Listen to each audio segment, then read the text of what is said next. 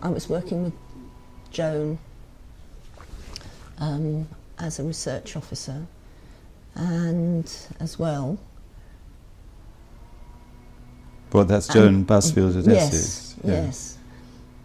And I was in the British Sociological Association and organising one of its study groups along with David Morgan, and he was keen to revitalise the one on family, the family research study group, and we did a few meetings together. And I met Sheila Allen, who was newly appointed to a chair in sociology at Bradford, and we met in the kitchen of some student residences and got talking to each other in the middle of the night. And this was at a party or something? No, this was at a BSA conference that I'd gone to, and we met, and she was not one to stand on status, unlike many other people in the BSA at the time. Let me clarify. I do think sometimes my brain is going slightly wonky. And there was a big problem for the BSA because they had planned to hold they were planning a conference which was to be called Into Europe, because Britain had just joined the common market, or was in the process of doing it.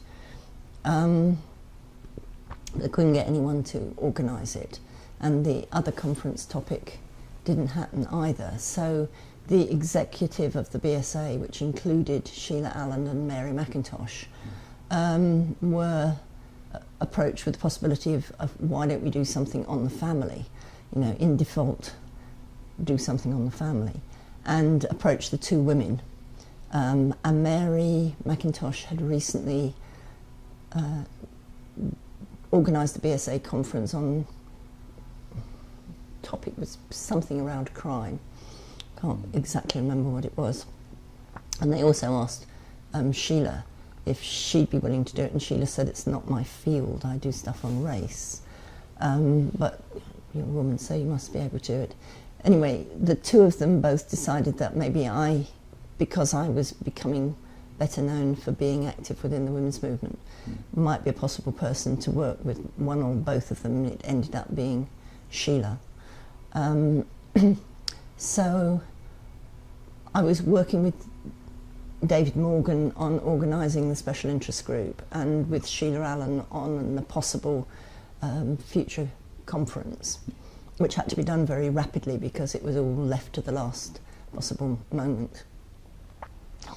And Sheila and I sat down and we thought there is not a lot of good sociological work on the family, but there is a lot of activism around, and the family is one of the topics, so why don't we really go for something about what's happening in the women's movement at the moment? And Sheila managed to push that through the exec, get permission, though I think there was quite a bit of opposition, and I could name names at this point, who suggested that if we were doing something on women, we should do something on green studies as well, which nowadays looks amazingly prescient of them, but at the moment it was actually Sami Zubaida trying to stop it happening altogether. So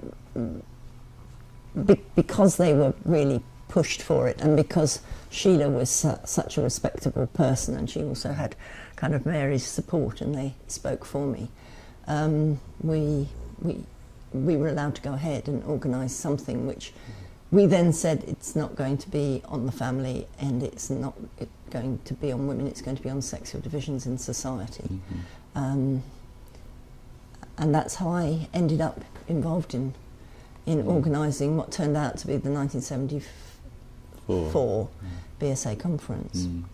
In Aberdeen, is that right? That was the one that was in Aberdeen. Yeah. Well, you see, it was also in Aberdeen because nobody else was fighting to have it. And if it was on the family... but I mean, how anyone could seriously have thought that you could run a sociology conference in Aberdeen on women or the family and get anybody to go. It's kind of madness.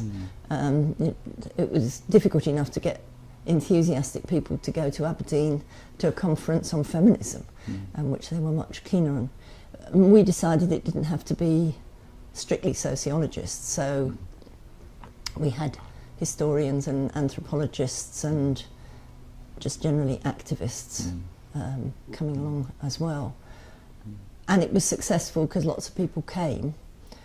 And we also broke the BSA code, which used to be that people were invited to give papers, and we opened it up to people who were interested.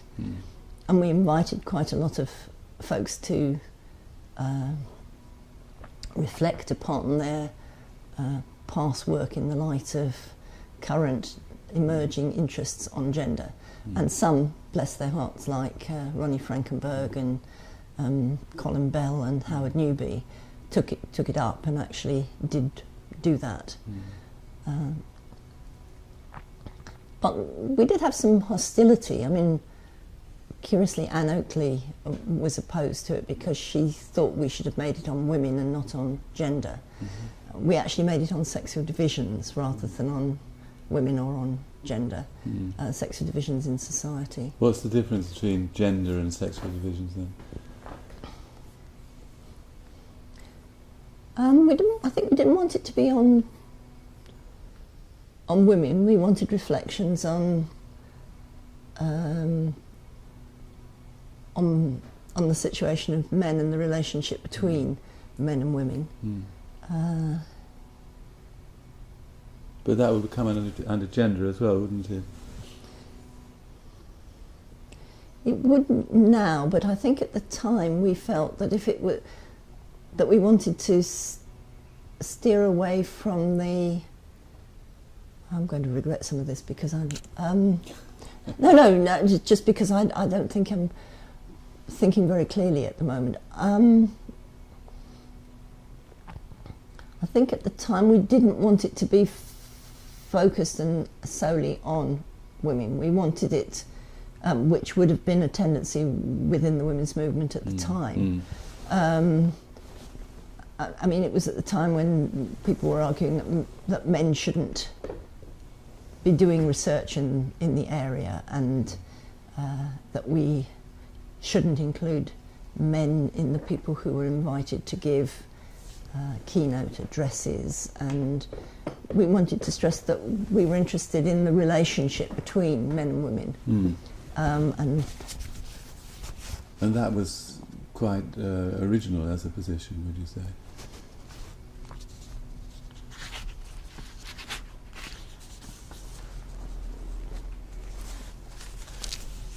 Yes. I don't want to make undue claims for it. I think it was kind of contentious at the moment because that early phases of the women's movement, it was to be about women and their situation and their contributions and their not about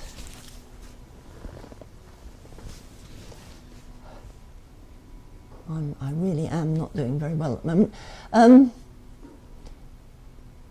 There was a parallel situation with issues around race.